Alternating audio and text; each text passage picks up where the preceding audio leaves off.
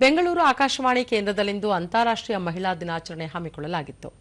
ಭಾರತೀಯ ಕಂಪನಿ ಕಾರ್ಯದರ್ಶಿಗಳ ಸಂಸ್ಥೆ ಐಎಸ್ಸಿ-ಎಸ್ಸಿಐ ಬೆಂಗಳೂರು ಘಟಕದ ಮಾಜಿ ಅಧ್ಯಕ್ಷರಾದ ದೇವಿಕಾ ಸತ್ಯನಾರಾಯಣ, ಆದಾಯ ತೆರಿಗೆ ಇಲಾಖೆಯ ಸಾರ್ವಜನಿಕ ಸಂಪರ್ಕಾಧಿಕಾರಿ ರಥಿ ಮೆನನ್, ದೂರದರ್ಶನ ಕೇಂದ್ರದ ಉಪಮಹಾನಿರ್ದೇಶಕರಾದ ಎ ಹನುಮಂತು, ಆಕಾಶವಾಣಿ ಕೇಂದ್ರದ ಮುಖ್ಯಸ್ಥರಾದ ಕೆಪಿ ಸಂಜೀವ್, ಸಹಾಯಕ ನಿರ್ದೇಶಕರಾದ ನೂತನ್ ಎಸ್ ಕದಂ, ಕಾರ್ಯಕ್ರಮ ಮುಖ್ಯಸ್ಥರಾದ ಶಂಕರ್ ನಾರಾಯಣ, ಹಿರಿಯ ಆಡಳಿತಾಧಿಕಾರಿ ಆರ್ ಶಿವಕುಮಾರ್ ಹಾಗೂ ಸಿಬ್ಬಂದಿ ಉಪಸ್ಥಿತರಿದ್ದರು. ಇದೇ ವೇಳೆ ಸಾಧಕ ಮಹಿಳೆಯರನ್ನು ಸನ್ಮಾನಿಸಲಾಯಿತು.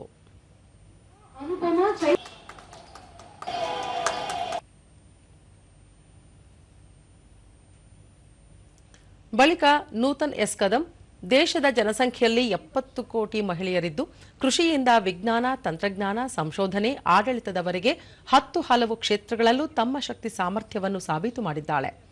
ಮಹಿಳಾ ಹೋರಾಟದ ಬಳಿಕ ಜಗತ್ತಿನಲ್ಲಿ ಸಾಕಷ್ಟು ಬದಲಾವಣೆಗಳಾಗಿವೆ ಎಂದು ತಿಳಿಸಿದರು. ಇದರಲ್ಲಿ ಮಹಿಳೆಯರು ಎಷ್ಟಿದ್ದಾರೆ ಅನ್ನೋದನ್ನು ನಾನು ಇಲ್ಲಿ ಹೇಳೋದಕ್ಕೆ ಇಷ್ಟಪಡೋದಿಲ್ಲ.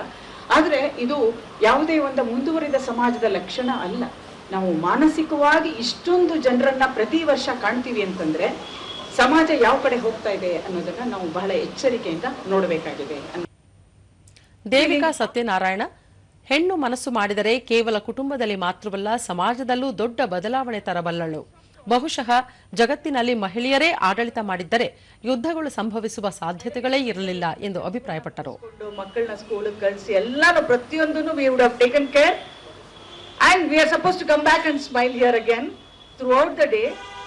ಮತ್ತೆ ಮನೆಗೆ ಹೋಗಿ we can't show our tantrums there. So we carry a legacy. Womanhood, motherhood, we carry a legacy.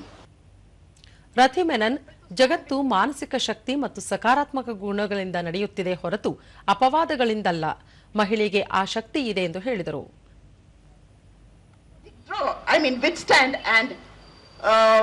Withstand any kind of an obstacle that come in their way. Not out of it. This is a kind of the emotion that is coming out. This is the kind of a love and affection that I am showing towards a woman. The woman who is a symbol of strength. The woman, my mother. A Hanumanthu, ಯಾವುದೇ ಸಮಾಜದಲ್ಲಿ ಹೆಣ್ಣಿನ ತ್ಯಾಗ ಮತ್ತು ಶ್ರಮವನ್ನು ಅಲ್ಲಗಳೆಯಲಾಗದು. ಹೀಗಾಗಿಯೇ ದಾರ್ಶನಿಕರು ಸಮಾಜದಲ್ಲಿ ಪುರುಷನ ಪಾತ್ರ ಹವ್ಯಾಸಿ ಕಲಾವಿದನಂತಿದ್ದರೆ ಮಹಿಳೆ ಪರಿಪಕ್ವ ಕಲಾವಿದೆ ಆಗಿರುತ್ತಾಳೆ ಎಂದಿದ್ದಾರೆ ಎಂದು ಉಲ್ಲೇಖಿಸಿದರು. ಎಲ್ಲೋ ಕೇಳಿದ್ದೇನೆ ನಾನು, men were made when nature was amateur of art and women were made when nature was perfect with art.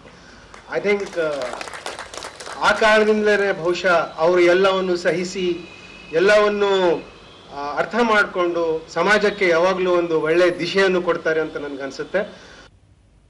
Shankara Narayana, ಭಾರತೀಯ ಪರಂಪರೆಯಲ್ಲಿ ಮಹಿಳೆಗೆ ಶಕ್ತಿ ದೇವತೆಯ ಸ್ಥಾನಮಾನ ಇದೆ. ಕುಟುಂಬ ಮತ್ತು ಸಮಾಜ ಎರಡಕ್ಕೂ ಮಹಿಳೆಯ ಕೊಡುಗೆ ಅನನ್ಯವಾದದ್ದು ಎಂದು ಅಭಿಪ್ರಾಯಪಟ್ಟರು. ವಿಶಾಲವಾದಂತಹ ಪರಿಕಲ್ಪನೆಯಲ್ಲಿ ಪ್ರತಿಯೊಬ್ಬ ಹೆಣ್ಣು ಮಗಳಿಗೂ ಕೂಡ ಇದು ಅನ್ವಯವಾಗತ್ತೆ ಅನ್ನುವಂತಹ ಒಂದು ಸದಾಶಯದೊಂದಿಗೆ ಮತ್ತು ಪ್ರತಿಯೊಬ್ಬ ಗಂಡಿನ ಯಶಸ್ಸಿನ ಹಿನ್ನೆಲೆಯಲ್ಲೂ ಕೂಡ ಹೆಣ್ಣಿನ ಶಕ್ತಿ ಇರುತ್ತೆ ಅನ್ನುವಂಥದ್ದನ್ನು ನಾವು ಅರ್ಥ ಮಾಡಿಕೊಂಡಾಗ ಬಹುಶಃ ಯಾವುದೇ ರೀತಿಯಾದಂತಹ ಒಂದು ಗೊಂದಲಗಳಿಗೆ ಇಲ್ಲಿ ಅವಕಾಶ ಇರೋದಿಲ್ಲ ಅಂತ ಹೇಳಿ ನನಗಾದ್ರೂ ಅನ್ಸುತ್ತೆ.